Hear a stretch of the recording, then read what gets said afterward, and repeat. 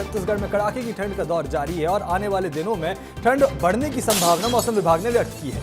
रायपुर, बिलासपुर, दुर्ग में शीतलहर चलने का अलर्ट जारी किया गया है। घने कोहरे से विजिबिलिटी बेहद कम रहने के आसार भी व्यक्त किए गए हैं। वाहन चालकों को यहां पर परेशानी हो रही है, धीमी गति से गाड़ी चला रहे हैं और विजिबिलिटी कम होने के कारण जनजीवन अस्त व्यस्त नजर आ रहा है। लोग ठंड से बचने के लिए अलाव का सहारा ले रहे हैं, तो वहीं पर कई जिलों में यहां पर छुट्टियां घोषित की गई हैं स्कूलों की, क्योंकि जिस प्रकार से कड़ाके की ठंड पड़ रही है उससे बच्चों को भी बेहद परेशानी होती है सुबह स्कूल पहुंचने में।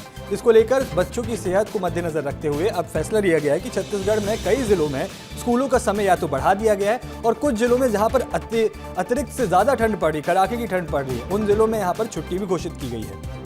तो छत्तीसगढ़ में कड़ाके की ठंड का दौर तेज होता जा रहा है और राजधानी रायपुर समेत प्रदेश के कई जिलों में बादल छाए हुए थे और जिसके बाद बादल जो है जैसे ही छटे हैं उसके बाद से ठंड जो है वो बढ़ती हुई नजर आ रही है। बादल छटने के बाद एक बार फिर से ठिठुरन बढ़ने की संभावना अब बढ़ती जा रही है और छत्तीसगढ़ में एक बार फिर से ठंड का दौर जो है वो तेज होता हुआ नजर आ रहा है।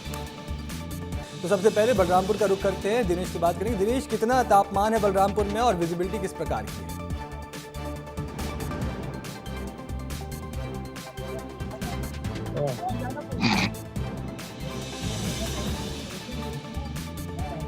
जी दिनेश, आप तक मेरी आवाज पहुंच रही है? बलरामपुर में कितना तापमान है और किस तरह की विजिबिलिटी है? चलिए, किसी तकनीकी कारण के कारण आवाज नहीं पहुंच रही है। एक बार दिलीप का रुख करते हैं, अंबिकापुर से बात करेंगे। दिलीप, किस तरह का तापमान समझ में आ रहा है अंबिकापुर में और किस प्रकार की विजिबिलिटी है और साथ ही जनजीवन कितना अस्त व्यस्त दिखाई दे रहा है? देखिए, ठंड लगातार बढ़ती जा रही है। जो कड़ाके की ठंड है वो बढ़ी है और यही वजह है कि सरगुजा संभाग के जो सूरजपुर जिला है, सरगुजा जिला है, बलरामपुर जिला है और कोरिया जिला है, यहाँ के जो क्लास 1 से लेकर 5 तक की जो क्लासें हैं उनको रद्द कर दी गई है। कल सभी जिलों के जो कलेक्टर हैं उन्होंने कल शाम तक आदेश जारी कर दिया है और ये कहा है कि क्लास 6 से लेकर क्लास 12वीं तक के जो स्टूडेंट हैं वो स्कूल जाएंगे, लेकिन जो पहली पाली में जो स्कूल लगते हैं उनका जो समय है वो बढ़ा दिया गया है ताकि सुबह जब बच्चे पहुंचे, उनके भी जो बच्चे पहुंचे तो उन्हें ठंड से राहत मिल सके। वहीं जो दूसरी तरफ जो टीचर है, जो शिक्षक है, उन्हें ड्यूटी करना होगा, दूसरे कर्मचारी हैं उन्हें स्कूल जाना होगा, लेकिन उनके लिए भी हिदायत जारी की गई है कि अगर आप स्कूल जा रहे हैं तो सावधानी पूर्वक जाए, ठंड से बच कर रहे। तो तमाम प्रशासनिक आदेश जारी किए गए हैं। आपको बता दूं कि जो बादल है, बादल छट चुका है और यही वजह है कि कड़ाके की ठंड एक बार फिर से शुरू हो गई है। आज कोहरा देखने को तो नहीं मिला है, लेकिन सुबह से जैसे सूर्य जो निकले हैं तब से उसके बाद भी लगातार ठंड का मौसम दिख रहा है। शीतलहर की स्थिति बनी हुई है और आने वाले 3 से 4 दिनों तक इसी तरीके से मौसम रहने की उम्मीद जताई जा रही है। जी चिरायु।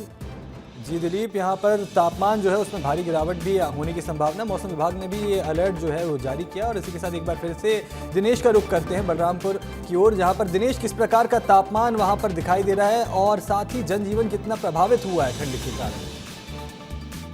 जी बिल्कुल, मैं बता दूं कि जैसे ठंड से काफी प्रभाव पड़ा हुआ है। जो कि कल के एक दिन पहले छुट्टी दी गई थी बच्चों को, लेकिन अब क्या है कि ठंड जो है लगातार बढ़ रहा है। जो बादल जो है छटने के बाद जो ठंड देख सकते हैं, अलाव का लोग भी सहारा लेंगे और ठंड जैसे ही छटा है काफी बढ़ गया है बादल छटने के बाद। और गवर्नमेंट भी है जो स्कूल की जो छुट्टियां हैं उसे बढ़ा दी है। पहली कक्षा से लेकर 5वीं तक के बच्चों को छुट्टी कर दी गई है। वहीं बाकी क्लासों का समय भी परिवर्तन कर दिया है कि बलरामपुर में जो सुबह 7 बजे स्कूल 7:30 बजे लगता था, अब वो कहीं ना कहीं 10 बजे से चालू हो रहा है। स्कूल के समय को भी परिवर्तन कर दिया गया है। दिनेश, बलरामपुर में भी कड़ाके की ठंड के आसार देखने को मिल रहे हैं और इसी के साथ मौसम विभाग ने भी यहाँ पर अलर्ट जारी किया है। आप दोनों का तमाम जानकारी साझा करने के लिए बहुत बहुत शुक्रिया।